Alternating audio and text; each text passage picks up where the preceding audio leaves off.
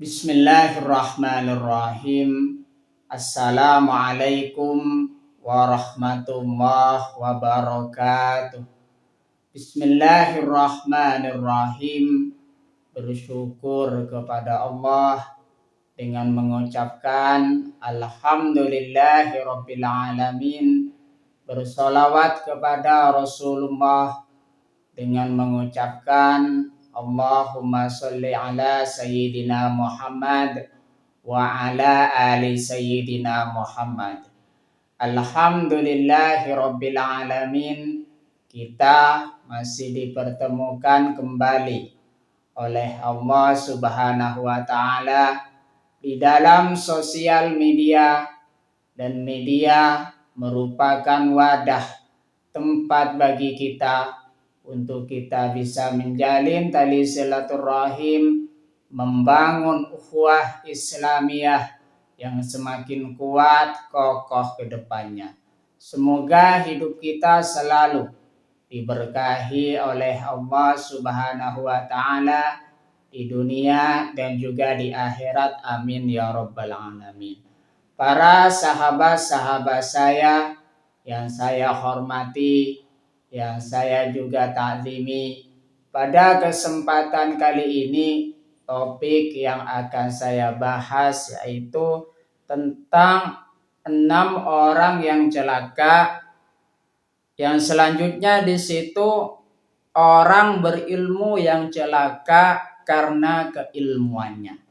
Artinya di situ bagi orang yang berilmu tidak menutup kemungkinan mereka juga akan celaka jikalau misalkan di situ tidak mengamalkan ilmunya atau menyalahgunakan ilmunya. Artinya di sini kita senantiasa memiliki ilmu, seharusnya diamalkan ilmu yang kita miliki.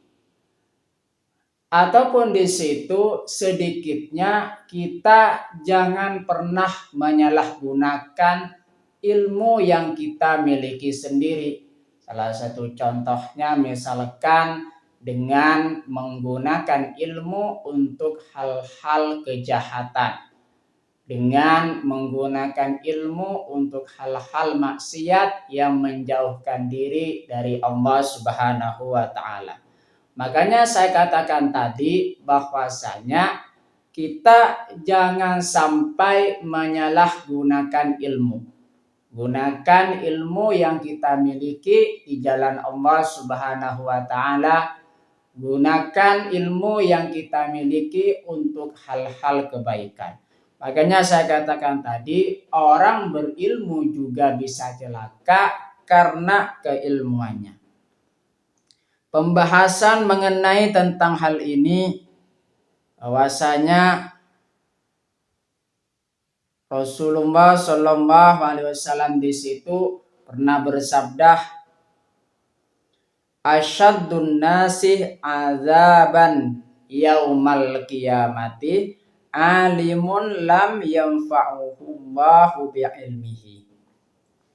Artinya manusia yang paling berat siksaannya pada hari kiamat adalah orang berilmu yang tidak diberi manfaat oleh Allah Subhanahu wa taala dari ilmunya. Hadis riwayat At-Tabrani. Artinya di situ kita senantiasa meminta keberkahan dari ilmu yang kita miliki, yang sudah diberikan oleh Allah Subhanahu wa taala, sehingga ilmu yang kita miliki di situ bisa bermanfaat buat orang lain.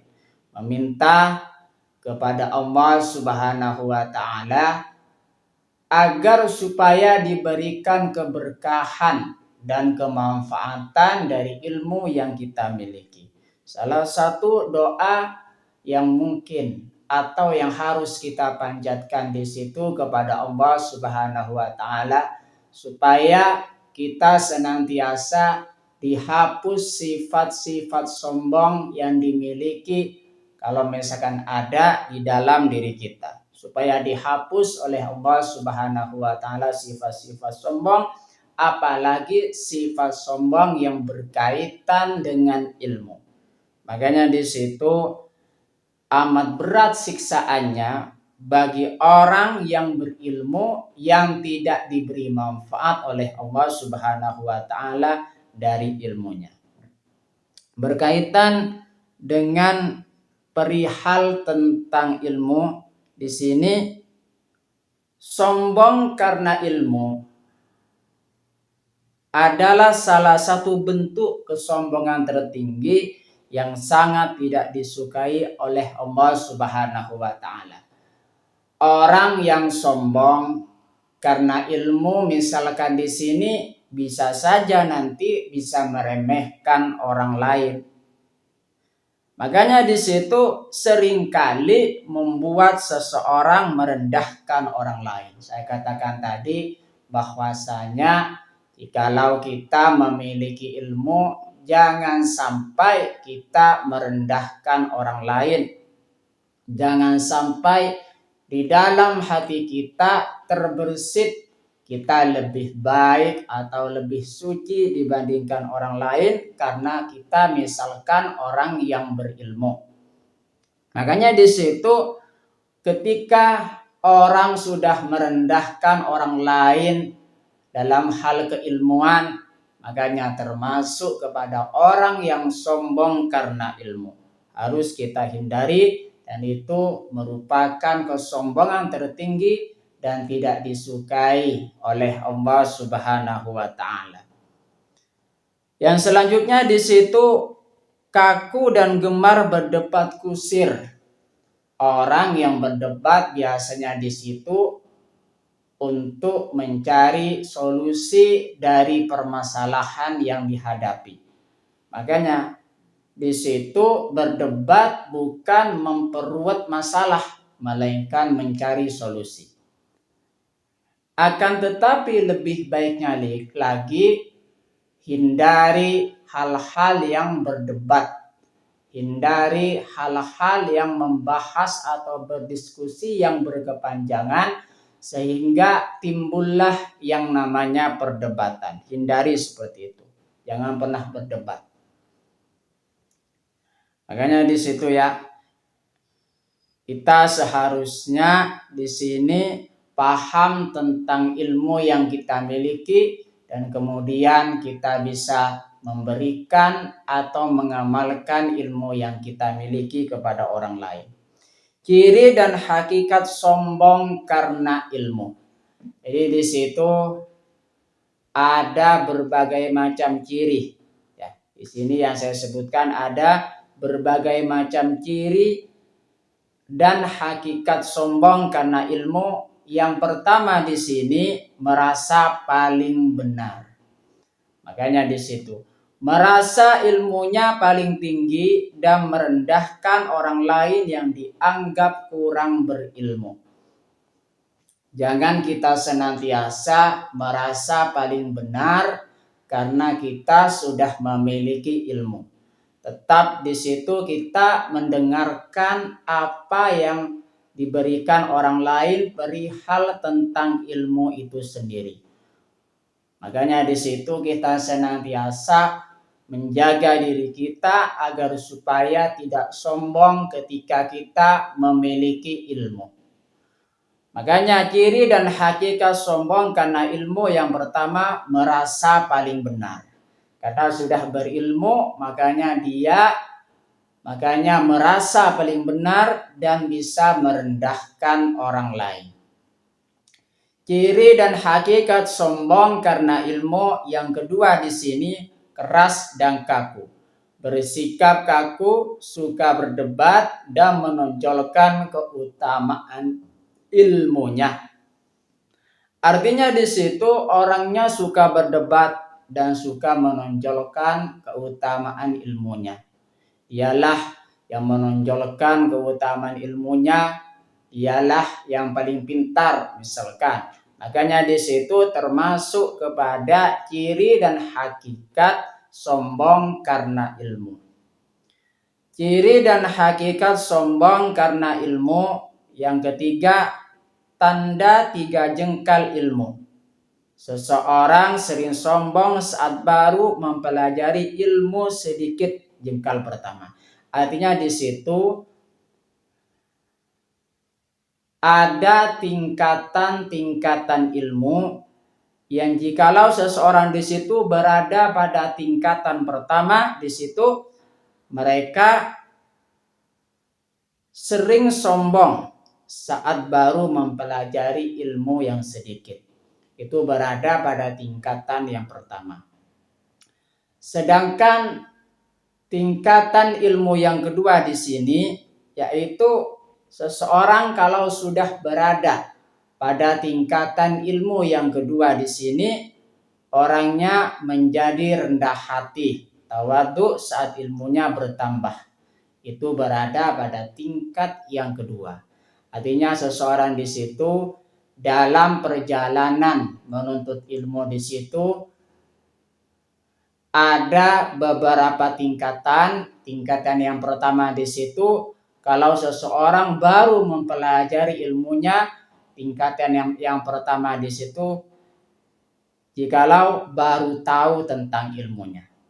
Kalau yang kedua di sini orangnya menjadi rendah hati saat ilmunya bertambah. Sedangkan tingkatan yang ketiga di situ merasa tidak tahu apa-apa. Merasa tidak tahu apa-apa pada saat ilmunya sudah mendalam. Ini sudah berada pada tingkatan yang ketiga yang berkaitan dengan tingkatan ilmu. Makanya di situ kita di dalam menuntut ilmu seharusnya senantiasa selalu menjaga diri kita agar supaya tidak ada yang namanya sifat sombong di dalam kehidupan kita, apalagi perihal tentang ilmu. Meskipun kita berada pada tingkatan yang pertama, tingkatan yang kedua, dan juga tingkatan yang ketiga tidak tahu apa-apa, makanya di situ merasa tidak tahu apa-apa tentang ilmu itu sendiri ketika ilmunya sudah semakin dalam. Artinya di situ kita senantiasa selalu menjaga hati kita agar supaya tidak ada yang namanya sifat sombong. Karena sebenarnya di sini sifat sombong di situ termasuk kepada sifat iblis. Yang sombong di situ di masa lalu di situ adalah iblis. Iblis ketika disuruh untuk bersujud kepada Nabi Adam, semua para malaikat makhluk bersujud kepada Nabi Adam kecuali iblis. Makanya di situ iblis senantiasa kekal di neraka karena memiliki sifat sombong dan dikeluarkan dari surga. Makanya di situ kesombongan ilmu bisa membuat seseorang menentang perintah Allah sama seperti sifat setan dan juga iblis. Makanya jangan sampai kita senantiasa memiliki sifat sombong, hindarkanlah, hapuskanlah sifat sombong di dalam hati jikalau ada, supaya bisa terhapus.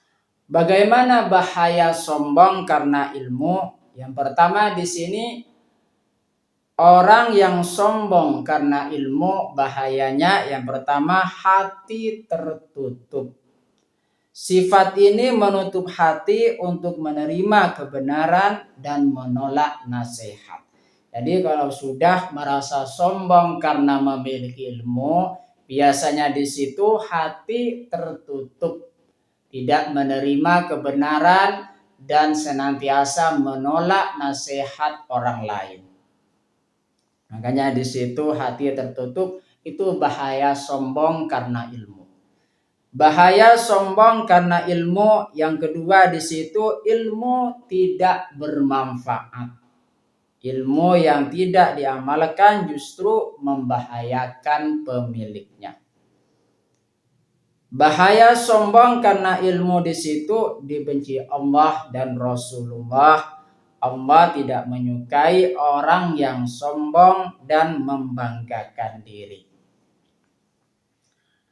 Makanya ada berbagai macam bahaya sombong karena ilmu. Yang pertama tadi adalah hati tertutup, menolak kebenaran dan menolak nasihat. Yang kedua di situ ilmu tidak bermanfaat karena ilmu tidak diamalkan. Yang ketiga di situ dibenci oleh Allah dan Rasulullah Shallallahu Alaihi Wasallam. Allah itu tidak menyukai orang yang sombong, apalagi perihal tentang ilmu, sombong karena ilmu, dan membanggakan diri karena sudah memiliki ilmu. Bagaimana cara menghindari agar supaya tidak sombong karena ilmu, karena memiliki ilmu? Cara menghindarinya yang pertama tawadu, rendah hati.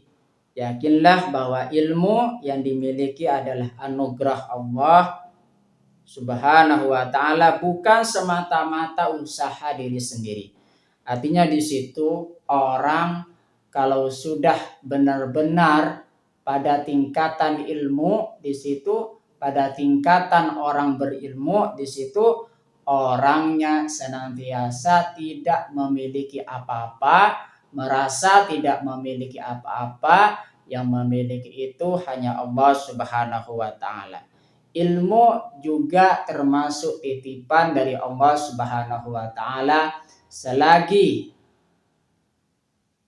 Allah Subhanahu wa taala menitipkan ilmu terhadap kita, kita senantiasa selalu menggunakannya di jalan kebaikan, di jalan Allah Subhanahu wa taala.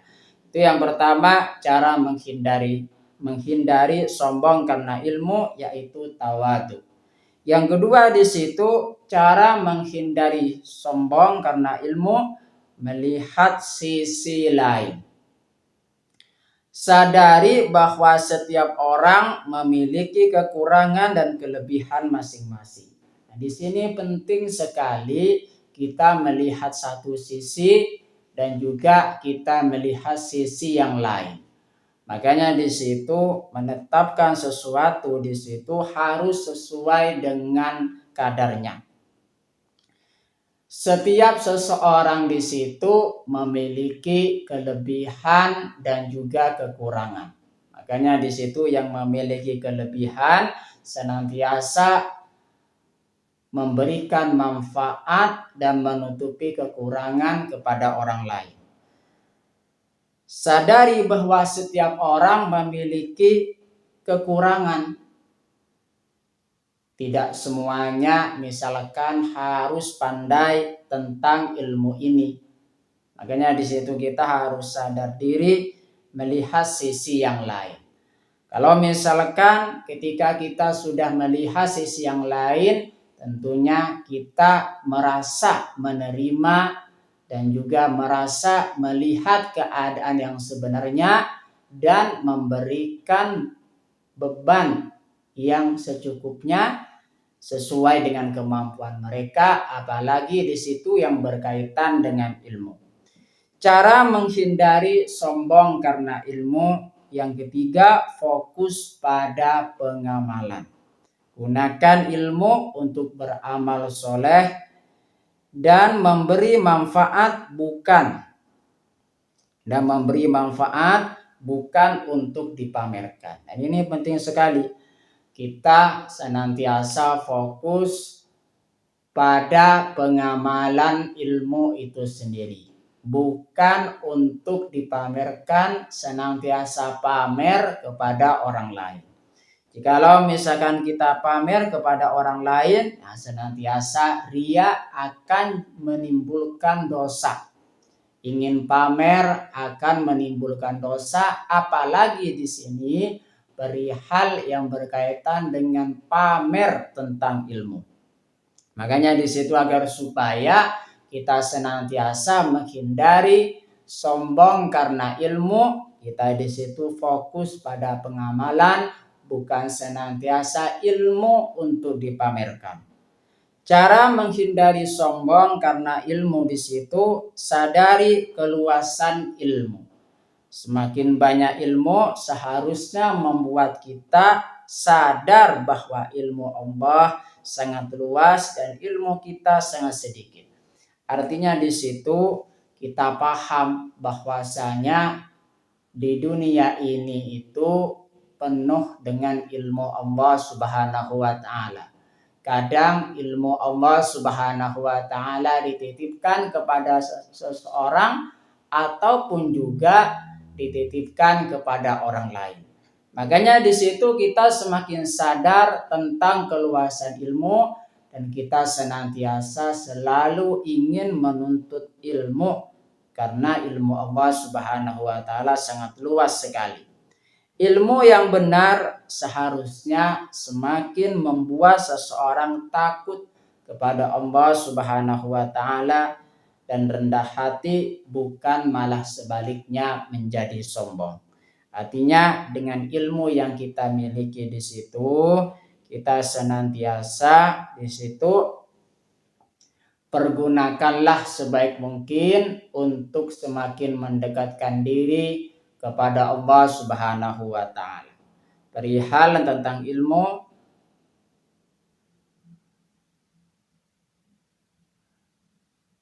Allah Subhanahu wa taala berfirman di dalam Al-Qur'an, Quran surah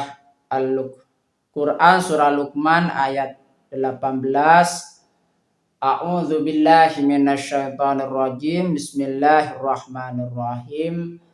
Wala tusa'ir khaddaka linnasi wala tamshi fil ardi maraha innallaha la yuhibbu kulla mukhtalin fakhur. Artinya, dan janganlah kamu memalingkan wajah dari manusia karena sombong, dan janganlah berjalan di bumi dengan angkuh. Sungguh Allah tidak menyukai orang-orang yang sombong dan membanggakan diri. Quran surah Luqman ayat 18 ini mengingatkan kepada kita bahwasanya kita senantiasa jangan pernah menjadi orang yang sombong dan membanggakan diri. Karena Allah Subhanahu wa taala tidak menyukai terhadap orang yang sombong dan membanggakan diri. Apalagi di situ juga termasuk di dalamnya sombong atau membanggakan diri karena sudah memiliki ilmu. Tetaplah rendah hati, tetaplah merasa tidak memiliki apa-apa. Yang memiliki ilmu itu hanya Allah Subhanahu wa taala. Dan ilmu di situ yang kita miliki hanya titipan dari Allah Subhanahu wa taala. Kita senantiasa mengamalkannya di jalan Allah Subhanahu wa taala untuk kebaikan. Terima kasih saya sampaikan kepada kalian semua yang sudah berpartisipasi di dalam channel saya. Semoga menjadi perantara kita semakin dekat kepada Allah Subhanahu wa taala, dekat juga kepada para rasulnya. Sebelum saya tutup, mari kita ngirim Fatihah dulu kepada baginda Rasulullah sallallahu alaihi wasallam, ila hadratin Nabil Mustafa Muhammadin sallallahu alaihi wasallam wa ala alihi wa ashabihi wa azwajihi wa dzurriyyatihi wa ahli baitihi wa liman dakhala fi baitihi ajma'in. Kullu syai'in lillahi lahumul Fatihah. A'udzu billahi minasyaitonir rajim. Bismillahirrahmanirrahim. Alhamdulillahi rabbil alamin. Ar-Rahmanir Rahim. Maliki yaumiddin. Iyyaka na'budu wa iyyaka nasta'in. Ihdinas siratal mustaqim. Siratal ladzina an'amta 'alaihim ghairil maghdubi 'alaihim waladdallin. Fatihah yang selanjutnya, mari kita ngirim Fatihah kepada kedua orang tua kita semuanya, guru-guru kita semuanya, kaum muslimin muslimat, mukminin mukminat, semoga diteguhkan Islam dan juga iman kita oleh Allah Subhanahu wa taala. Dan kita berdoa supaya kita semakin dekat kepada Allah Subhanahu wa taala, dekat juga kepada para rasulnya, dan semoga selalu dipermudah setiap urusan-urusan kita oleh Allah Subhanahu wa taala. Amin ya rabbal alamin. Al-Fatihah. A'udzu billahi minasyaitonir rajim. Bismillahirrahmanirrahim. Alhamdulillahi rabbil alamin. Ar-Rahmanir Rahim. Maliki yaumiddin. Iyyaka na'budu wa iyyaka nasta'in. Ihdinas siratal mustaqim. Siratal ladzina an'amta 'alaihim ghairil maghdubi 'alaihim waladdallin. Amin. Terima kasih. Assalamualaikum warahmatullahi wabarakatuh.